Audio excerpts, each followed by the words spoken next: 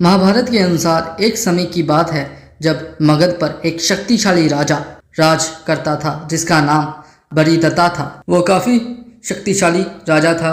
उस राजा ने काशी की 2 जुड़वा रानियों के साथ विवाह किया था और वो अपनी दोनों पत्नियों से एक समान प्रेम करता था। पर उस राजा की उनकी दोनों पत्नियों से कोई भी संतान नहीं थी और ये राजा का चिंता का कारण बना हुआ था। एक दिन राजा को पता चला कि उनके राज्य में एक ज्ञानी ब्राह्मण आ रहे हैं।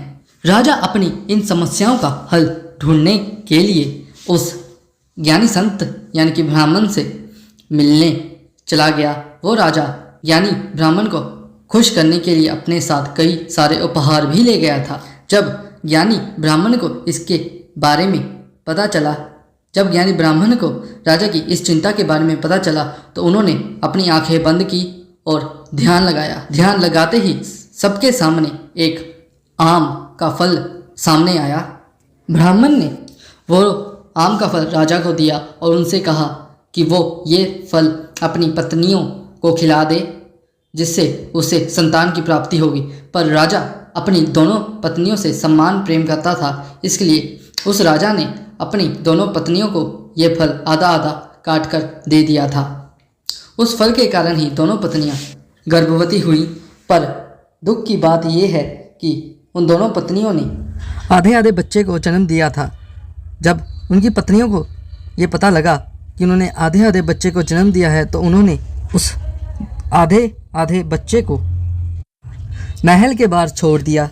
कुछ ही समय के बाद उस महल के पास एक जरा नामक राक्षसी आई और उसने इन दोनों बच्चों को देखा और उसने इस आधे आधे बच्चे को अपनी शक्तियों से यानी कि जरा से जोड़ दिया। जब राक्षसी जरा ने इन दोनों बच्चों के शरीर को आधे आधे शरीर को आपस में जोड़ा तो उस बच्चे में जान आ गई। वो बच्चा रोने लगा। जब महल के सभी लोगों को उस बच्चे की आवाज़ सुनाई दी तो वो भागे भागे आए और अपने बच्चे को ज़िंदा देखकर दोनों रानियां और महाराजा बहुत ही ज़्यादा खुश हुए। जब जरा नामक राक्षसी को पता चला कि ये बच्चा असल में राजा का है तो उसने इस बच्चे को राजा को वापस सौंप दिया और राजा ने इस बच्चे का नामकरण करने का सोचा। जब राजा को पता चला कि इसे जरा नामक राक्षसी ने आपस में जोड़ा है तो राजा ने अपने इस पुत्र का नाम जरासंध रखा। ये बच्चा यानी कि जरासंध आगे जाकर काफ़ी बड़ा राजा बना और काफ़ी शक्तिशाली राजा बना था। उसने सभी आर्यवर्त के राजाओं को अपने सामने झुका दिया था और उसने अपनी पुत्री का विवाह कंस से यानी श्री कृष्ण जी के मामा कंस से करवा दिया था।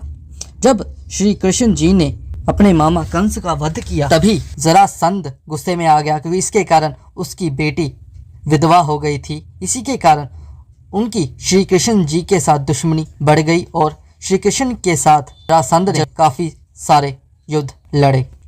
पर जरासंध भगवान श्री कृष्ण जी और श्री बलराम जी को कभी भी हरा नहीं पाया था। जब श्री कृष्ण जी ने पांडवों का राज स्थापित किया यानी कि जब इंद्रप्रस्थ का राजा युधिष्ठिर बना तो युधिष्ठिर ने राजसूय यज्ञ करना चाहा और तभी श्री कृष्ण जी को लगा कि अब जरासंध का अंत होना आवश्यक है, क्योंकि जब तक जरासंध था तब तक युधिष्ठिर का राजसूय यज्ञ पूरा नहीं हो पाता।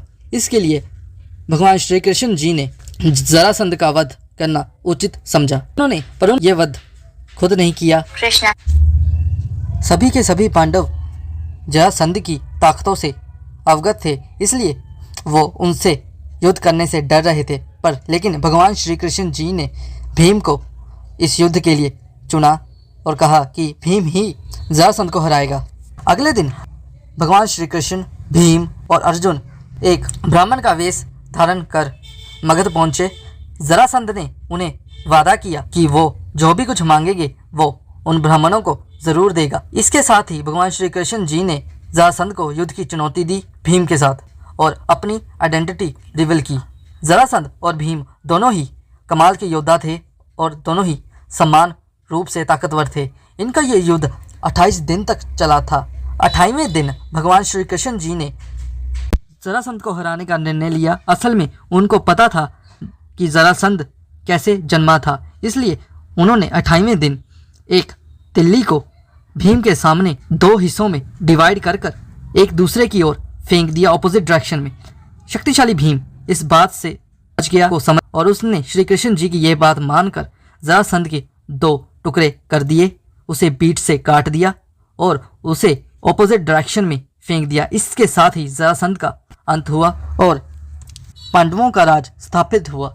असल में श्री कृष्ण जी और जरासंध की ये स्टोरी अच्छाई की जीत मानी जाती है। और अगर आप श्री कृष्ण जी के सच्चे भक्त हैं तो हमारी इस वीडियो को लाइक और सब्सक्राइब जरूर कीजिए, क्योंकि हमें आपकी सपोर्ट की बहुत ज़रूरत है। भगवान श्री कृष्ण जी की कृपा आप पर सदा ही बनी रहे। धन्यवाद।